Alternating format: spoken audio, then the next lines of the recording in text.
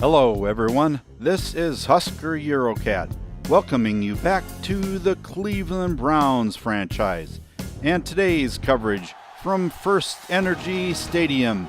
It's the Cleveland Browns hosting the San Diego Chargers. The Browns have earned a spot in the playoffs with at least a wild card, because of the pesky Bengals are hanging in there just 2 games back. They need to keep on winning if they're going to retain the top spot in the division and claim the home field advantage for the AFC Conference. The Chargers are still in the hunt for the playoffs, but need help starting with a win today. Who will be victorious? The Chargers start out the game with the ball, 1st and 10 from their own 25, and Danny Woodhead goes left side, and he has a huge gain out to midfield. They mark him at the 49-yard line.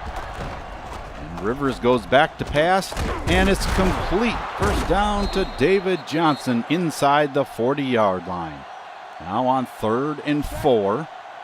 Phillip Rivers hands off. No, it's a play fake and complete to Stevie Johnson at the 19-yard line. 1st and 10 for the Chargers. Rivers goes back to pass, rolls to his right, and hits Antonio Gates at the 14-yard line. Now on 3rd and 2 out of the offset eye. Rivers fakes the handoff and throws to Keenan Allen, first down at the 1-yard line. Now with Brandon Oliver in the backfield, Phillip Rivers misses the handoff and he's sacked. Taken down at the 6-yard line by Barkevius Mingo. Now 2nd and goal outside the 5-yard line. Rivers back to pass and completes it to Malcolm Floyd at the goal line. 3rd and inches. And Rivers is sacked by Matt Shaughnessy. That brings out Josh Lambo for what amounts to no more than a chip shot, and it's up and good. Vernon Hargreaves runs into the kicker, but they don't bother taking the points off the board, so it's 3-0 Chargers. Now on 2nd and 10, Matt Stafford goes back to pass and sidearms it to Malcolm Johnson out of bounds at the 35, and that brings up 3rd and 1. Stafford gives off to Turbin up the middle, and he has the first.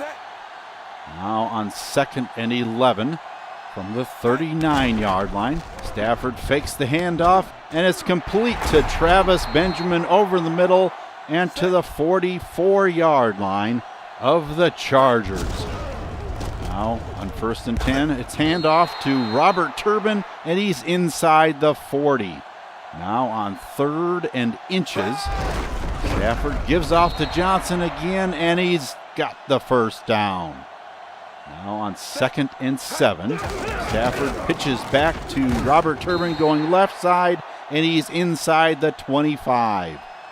3rd and 2 now. Stafford hands off to Mostert, and he's inside the 20-yard line for a first down, and that brings us to the end of the first quarter with your score 3-0 San Diego. Now on 3rd and 9, Stafford in the shotgun, drops back to pass, and it's almost intercepted by Jeremiah Atachu. That brings out Kaimi Fairbairn for a 34-yard field goal, and it's up and good. That ties our ball game at 3 apiece. Now it's 1st and 10 from the 25. Danny Woodhead goes right, and he has a huge gain. He's going to go all the way, 10-5, touchdown San Diego. If we take a look at the replay, Paul Kruger just wasn't fast enough around the backside to get to Danny Woodhead. He then dives for him around the 40-yard line, and it's off to the races. Brandon Spikes just isn't fast enough, and neither is J-Ron Hosley. So that makes it 10-3 Chargers. Stafford from the shotgun, rolls right and hits Robert Turbin out of the backfield and out of bounds inside Charger territory at the 49. Now Stafford going back to pass again on 2nd and 10. Hits Mostert for a 9-yard pickup. Now 3rd and 1. Stafford gives to Johnson, and he's fighting, keeping his legs going, gets the first down. Now from the 37-yard line, Turbin goes right, carries for a 4-yard pickup to the 33. Now on 3rd and 6, Stafford going back to pass again. It's incomplete. Almost intercepted by Jeremiah Tachu again. That brings on Kaimi Fairbairn for a 51-yard field goal, and it's good. 10-6. 1st and 10 for the Chargers. Given to Danny Woodhead, and he is stuffed. Now on 3rd and 10. Rivers goes back to pass. And he has a while back there. Throws complete to Stevie Johnson, but not enough for the first down. That brings on Drew Kaiser, and it's off the side of his foot and still on the Chargers side of the 50. At the 44-yard line, Stafford goes back to pass and barely gets it away to Malcolm Johnson for a nice gain for a first down. 2nd and 8 now from the 28-yard line. Stafford throws long to the end zone. Touchdown, Travis Benjamin. Matt Stafford saw the blitz coming and had one-on-one coverage in the end zone. Benjamin and Verrett, and Travis Benjamin comes away with the Browns' first touchdown of the afternoon. That takes our score to 13-10 Browns. And 1st and 10, Phillip Rivers is sacked back at the 21-yard line. Paul Kruger taking the honors this time. Rivers gives to Woodhead up the middle to the 27-yard line. And that brings us to the 2-minute warning. With your score 13-10 Cleveland. Now on 3rd and 8. Phillip Rivers in the shotgun. Looking to pass and does so, complete to Stevie Johnson at the 45-yard line. Now on 1st and 10. Rivers back to pass again, and it's intercepted by Paul Kruger and back inside the 40-yard line. Kruger saw that coming over the middle and jumped in front of it. The ball is going the other way, and he's finally tackled just inside the 42. Now with 1:44 left to go in the first half, Stafford goes back to pass and completes it short to Gary Barnage, and he's inside the 25-yard line. Now on 2nd and down from the 23-yard line, Stafford waiting, passing, touchdown, Gary Barnage, a 23-yard touchdown pass. Matthew Stafford rolls out to his left and waits until his man comes open. Gary Barnage catches it for another score, and that doubles the score, 20-10, with 1:17 left to go. Tyler Boyd decides to bring it out from deep in his own end zone and has a lane out to the 40-yard line. They mark him down at the 39, but it's now 2nd and 10. Phillip Rivers is sacked. Barkevius Mingo speeds around Joe Barksdale and gets to Phillip Rivers at the 31-yard line. Now on 3rd and 18 from their own 31-yard line. Johnson carries it up the middle and doesn't get enough for the first down. So with 22 seconds left, 1st and 10 for Stafford and the Browns. And the pass is long, and it's complete to Josh Gordon inside the 25-yard line. That sets up Kaimi Fairbairn for a 41-yard field goal, and it's up and good. That is the end of their first half with your score 23-10 Cleveland. Each team has had success, but in different phases of the game. The Chargers with the running game behind Danny Woodhead, and the Browns behind the arm of Matt Stafford. Paul Kruger's interception at the end of the first half was just what the doctor ordered. Now let's see if the Browns can continue this good play in the second half. Welcome back, everyone, to First Energy Stadium and our continued coverage of the San Diego Chargers at the Cleveland Browns.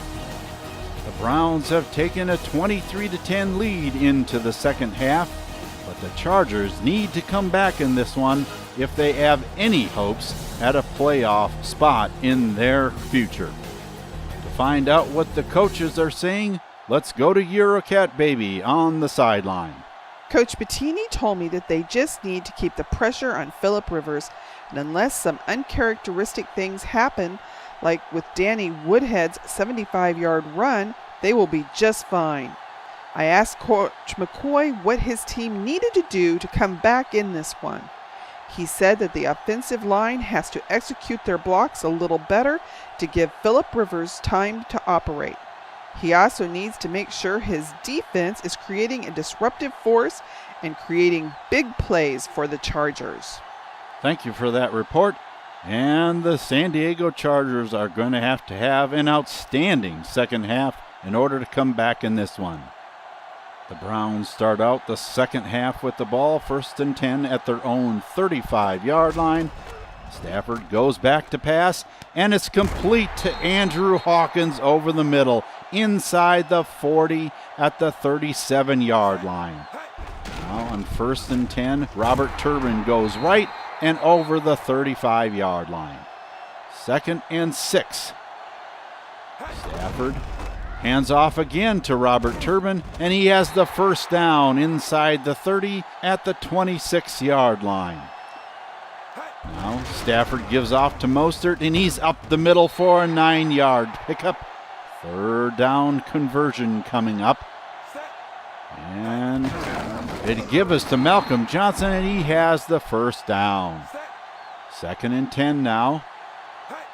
Stafford fakes the handoff to Turbin, rolls to his right and just isn't finding anything. Decides to run and out of bounds at the 11-yard line.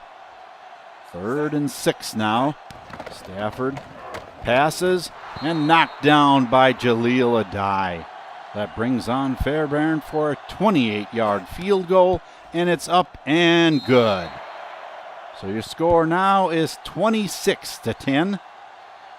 And Boyd takes it out of the end zone again. He's got room. He's going again out to the 38-yard line. Both times he had the ball, it just looked like he was going to have clear sailing all the way. On that 1st and 10, the give was to Johnson for a 4-yard gain. Now 3rd and 6. Danny Woodhead doesn't get the first down, and they have to punt. Now on 2nd and 10. On a broken play, Matt Stafford gets away from Denzel Perryman, only be tackled at the 20 by Jason Verrett. Now on 3rd and 13, Stafford rolls right and passes across his body into the middle of the field, complete to Travis Benjamin. Now on 1st and 10, Stafford rolls out, sidearms it to Robert Turbin and out of bounds for a 4-yard gain. Now on 3rd and 4, Stafford back to pass, rolls to his right, and sails it over the head of Raheem Mostert. Now Andy Lee comes on to try and pin the Chargers deep, and it's off the side of his foot. A rare punting error puts the Chargers at their own 41-yard line. Now 2nd and 10. Rivers goes back to pass, and it's incomplete. Thrown into a crowd and batted away. Now 3rd and 10 with Rivers in the backfield. Throws a screen to Danny Woodhead, and it only gets him a yard or two. 4th down, and they'll have to punt as well.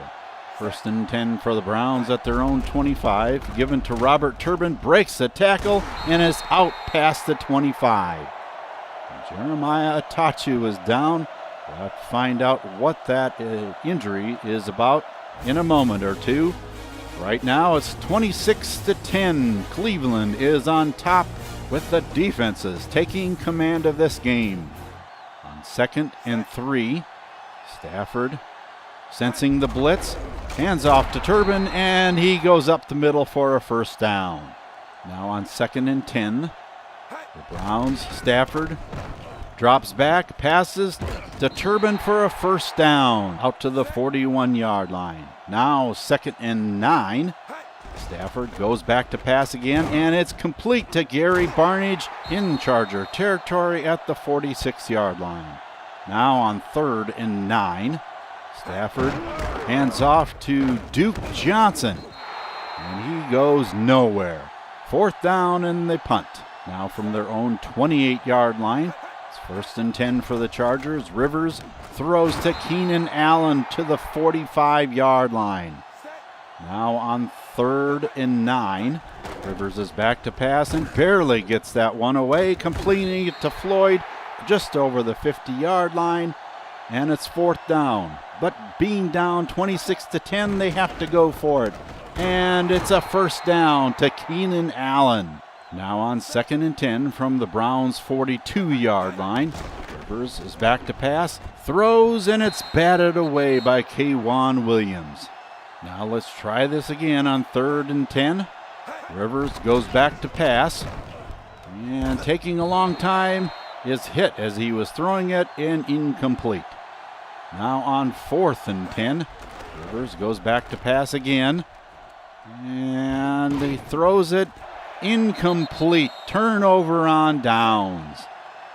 Now on 2nd and 7 for the Browns. It looks like the second string is now in there. McCown throws off his back foot, and it's intercepted by Denzel Perryman, and he looks like he's going to go the distance. Touchdown, San Diego. Wow, on his first play from scrimmage, he throws what seemed to be a very ill-advised pass, and Denzel Perryman comes up with it and goes the distance for the San Diego Chargers touchdown. Now on a 2-point conversion, Danny Woodhead takes it in for the conversion. So the score is 26-18. We have a one-score game again. They give us the Mostert around the right side, breaks the tackle into the 30-yard line. Now on 2nd and 2. Give is to Robert Turbin, and he does not get the first down. That brings us to the 2-minute warning with your score 26-18 Cleveland. Now on 3rd down, and very short. Give is to Malcolm Johnson, and he has the first down. Our Pro Bowl fullback is down, injuring his hip. We'll have to find out shortly what that's all about. On 2nd and 10, the give is to Mostert up the middle, and he has just a couple of yards. Let's go to Eurocat Baby for an injury report. Just an update on the injuries on both Jeremiah Atachu and Malcolm Johnson. Jeremiah had someone land on his arm and bend it back, straining it. But he seems to be okay since he only missed a few plays. Malcolm, on the other hand, is visibly limping, but has gone back in the game. Just goes to show how tough he is. We can only hope that this isn't more serious than what he is showing. Thank you for that report. Let's hope there's no serious injury to Malcolm Johnson. We need him healthy to finish out the season. Now on 3rd down with 1:53 seconds left.